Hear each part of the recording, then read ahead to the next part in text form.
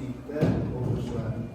Bugün biz bärimizge ortak baga жетпес байлыk, туыстык карым-катнаш жайында сөз козгойлук. Казакта туысы жаксынын уусу ток деген жакшы бир сөз бар.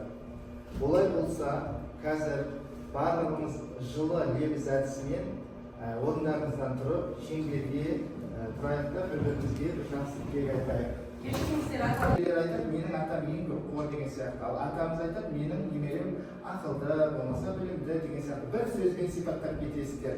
Ал аталардан бастайық бірінші. Бастайық. Немереңізді сипаттасаңыз бір сөзбен. Жақсы, менде Сағанды ұлы Айшанбай, немерем Қайшын жаман емес, жақсы үйдегі ұлы жаман емес, мектепте. Bir сөзбен ғана ата, бір қандай, Тәушенбай қандай бала мысалы? Ақылды ма? Ақылды ма? Ақылды, немерем ақылды. Немерем ақылды, артық сөзі жоқ. Ол да бір сөз айтасың. Ол да ата. Менің атам еңбекқор дейді, ал сіздер бара. Ақылды жүгер. Менің атам білікті. Менің немерем оқымысты. Менің атам еңбекқор ақылды. Менің немерем білімді. Менің атам қамқор.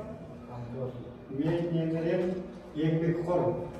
Менің немерем Менің атам еңбекқор. Менің немерем дана. Менің атам адал. Жарайсыздар, қол шапалақтап қояйық. Осы жылы жақсы. Олай болса, қазір осы жерде тұрыңыздар, мен сіздерді топқа бөлемін. 1, 2, 3, 3-ке дейінгі санау арқылы топқа бөлеміз. Асқар аға, сіз бастаңыз. 1, 2, 3, 1, 2, 3, 1, 2, 2, 3. яғни 1 дегендеріміз мына жерде отыра қалыңыздар, бірінші топтағылар. Мысалы, бірінші топта Асқар аға. Осы кеңес өкіметі кезінде бәрі тойды үйде жасаған. Аталардың бәрі біледі. Ол кезде үйімшілік болды. Өйткені бір үйде той болатын болса, бір апта бұрын сол үйдің ағайындарының балалары сол үйге жиналып, көмектесіп, отын жарып, жаңағы самауыр тасып, стол тасып сөйтеді. Кейінгі уақытта мына кафе пайда болды да, не болды? Шақырасың, ағайын дайын асқа келеді, ішіп жейді, асығылмайтын жақсы болды, бала-шағаның бітті, сонымен тарап кетіп қалды. Бірақ бұрынғыдай қарым-қатынас болмай қалды. Бірақ сол жағдай енді қазіргі уақытта жаңа айтып отырсың ғой, ағайындардың арасында ауызбіршілік жоқ. Өйткені бірін-бірі мынау неғілген сайын мынау заманның несіне қарай кішкене осы жерде қарым-қатынас үзіліп бара жатыр ағайын туыстардың арасында. Оны енді қалай дейді? Ол үшін сол ағайындардың арасында үлкен кісілер болса, солар ақырын жақындатып, балаларды таныстырып, бір-біріне мынандай, мынау біліп жүру керектен деген жағдайда жеткізу керек қой. Біз осындай жағдайда кішкене үйімшілдік қарым-қатынас. Ертеңгілерді бүйтіп кете беретін болса, мына кейін ұрпақ бірін-бірі танымай кетеді. Тек өзіңнің үйіңдегі балалар бірін-бірі таниды, мына бауырың балалар бірін-бірі таниды, қалған танымайды. Ана ағайындар сыртта қалып кетеді. Бауырларда білмей кетеді. Олар да білмей кетеді. Жақсы, екінші топтан. Ағайын мұндай қарым-қатынас деген жүзде жақсы нәрсе ғой. Аға жетпес байлық дейді ғой. Бұрын уақыттарында ағайын туыстар, жиен болсын, нағашы болсын, солардың балаларыменен бір-бірінің балалары бір-бірімен барып, үйлеріне барып, қонып тұратындар жақсы. Ұмытпайды да, ертең ер жеткенде де ұмытпайды. Біздер бәріміз бір атаның балаларымыз деп ойлайтын. Қазірше үлкейгеннен кейін біреуі нағашы, біреуі жиен, сондай егенде үйлерге келіп қуанатын еді, бір-бірінің қарым-қатынасы жақсы, туыстық байланыс жақсы еді. Бір күндері менің әкем қайтып кетті, сонда станицияда Нүкісте тұратын бір жиен ағамыз бар еді, студент. Соған хабар айтып барған ғой, сондай нағашым қайтыс болды. Сонда сол өзі студент, бірінші курс студент да. Менің ондай деген нағашым жоқ деп айтады. Ондай нағашым жоқ. Менің ол ағам деп айтады.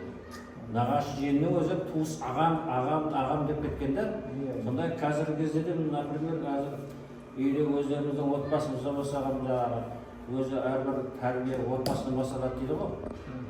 Сол бәрін басқарып отыратын үйдің президенті мен мысалы үшін. Сол бір-бірімен қарым-қатынас жасауды айтып, құлақтарына құйып, осындай болу керек. Қазірдің өзінде әр демалыста біздің балалар ана балалар үйіне барып қонады, ана балалар мынадан келіп қонады. Сондай Өзіңіздің көрген тәрбиеңізді отбасыңызға ұрпақтар сабақтастығын, яғни жалғастырып жатсыз, жарайсыз.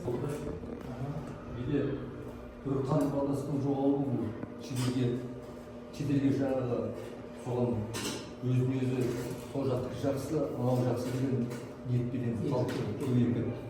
Неге десеңіз, біздің ата салтымызды ұстағысы келмейді, немесе жаңағы бұрынғы заманнан басы ескіріп кеткен, керек жоқ. Қазір жаңа заман деп керек болатын болса, жаңа заман деп қазіргі заманның бұрынғы замандікі деп солай бөліп тастаған, ескі заман, жаңа заман. Сондықтан оны біздің салтымызды, дәстүрімізді әр отбасына, мемлекетімізге,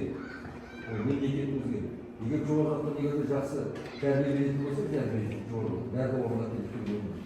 Жақсы, рахмет. Ата сүйек қамқоршысы сіздер. Бүгінгі күні ұрпақ тәрбиесінде атаның рөлі зор. Тіпті ағайын арасындағы туысқандық жайлы да балаға түсіндіріп отыру сіздердің міндеттеріңізді береді. Олай болса, алдымен туыстық атауларды еске түсірейік. Қазір мен 3 топқа мынадай тапсырма беремін.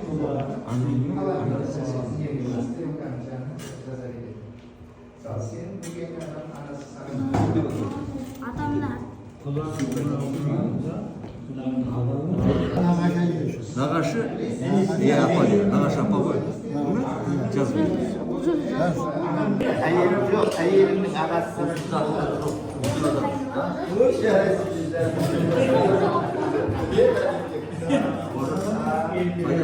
жақындығы жоқ адам не деп аталады?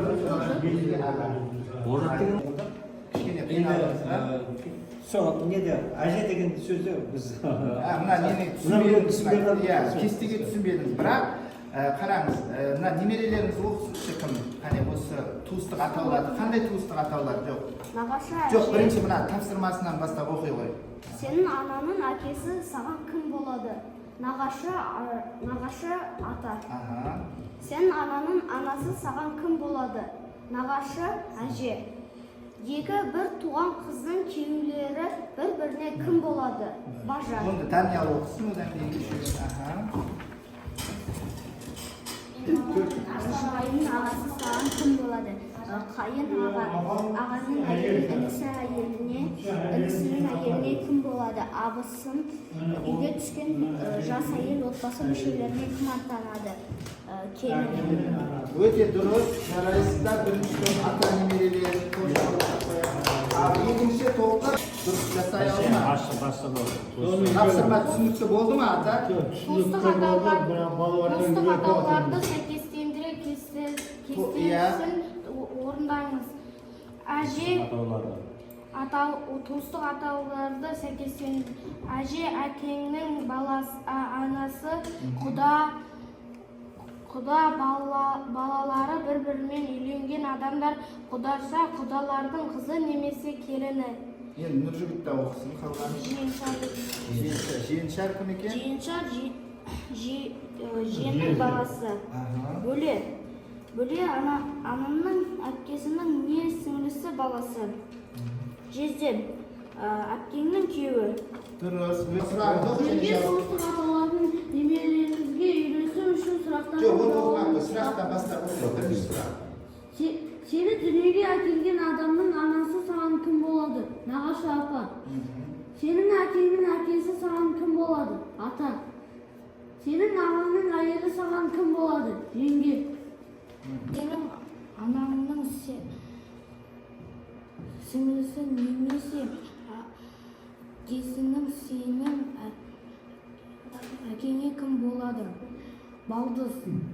Сенің балаңның баласы саған кім болады? Немере. Туысыңның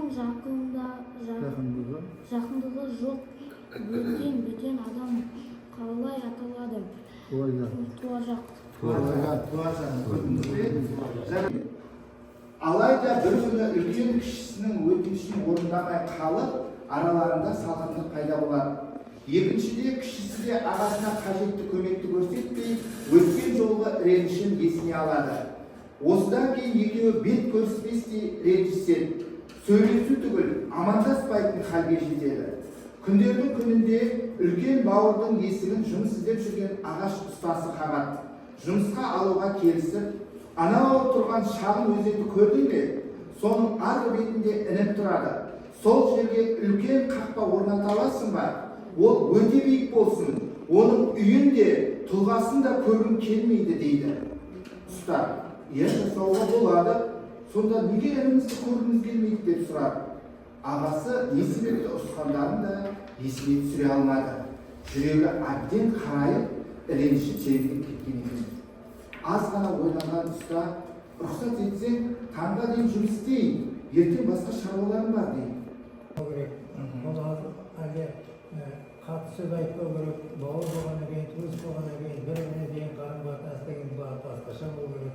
Бір-біріне жаңағы қатты Енді сізге сұрақ, ұстаның әрекетіне қандай баға бересіз сіз? Ұстаның әрекетіне қандай баға бересіз? Жоғары баға бересіз бе? Орташа баға бересіз бе? Қандай баға бересіз? Жоғары баға бересіз. Міне дәнекер болды ғой ол. Татуласуына. Көпірді салып, екеуі тату болса, екеуі көпірді салып, кетіп қалса, бір не қалса, әйтеуір көрістіріп, көмектеседі, қарайласа, кетіп баратқандай, әйтеуір қарап қояды. Бауырымнан депсіз, бауырыңыздың арасында кішкене не болды ма? Жоқ, ештеңе жоқ, жай әншейін. Ал Айболдан не үшін бағалайсыз Айболдан?